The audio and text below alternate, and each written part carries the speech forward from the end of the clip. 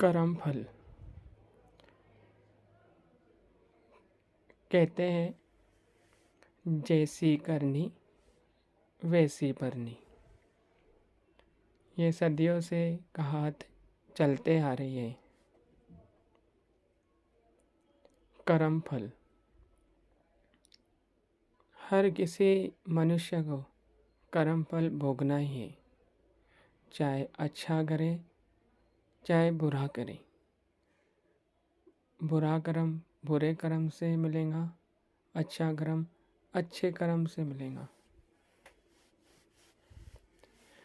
पर महापुरुष एक घटना सुनाया करते थे। एक राजा का दरबार सजाया हुआ है, मंत्रीजन आगे बैठे हुए हैं। राजा ने अचानक 3 मंत्रियों को बुलाया। तीनों मंत्रियों को एक एक बैग दे दी, जिसे बड़ी बैग कहते हैं ना।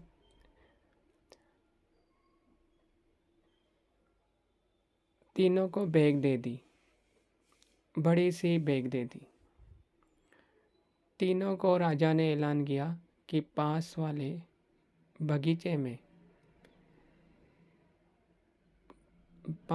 बगीचे में जाइए और अपने अपने थैलों में फल भर के लाइए। तीनों मंत्रियों ने राजा का आदेश सुना तो तीनों पास वाले बगीचे में गए। तो उसमें से पहले मंत्री ने कहा कि कौन सा राजा को फल खाने होंगे, कौन सा राजा चेक करेगा, कौन पेड़ों पे चढ़ेगा, कौन मेहनत करेगा। तो उस पहले मंत्री ने घास फूस डाल के बैग को भर दिया। उसमें से दूसरे मंत्री ने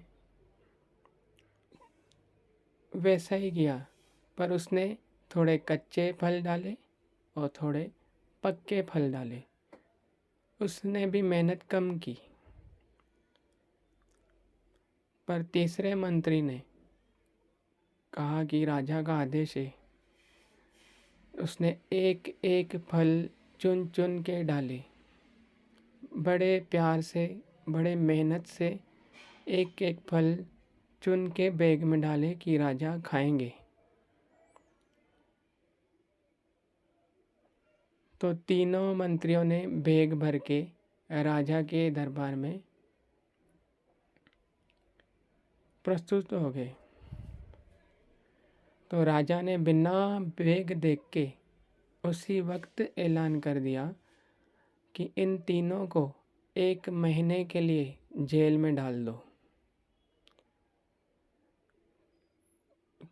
कुछ खाने को नहीं देना है। जो ये बैग लाए ना, जो बैग में फल लाए हैं, यही ये खा के 1 महीने में वापस आ जाएंगे।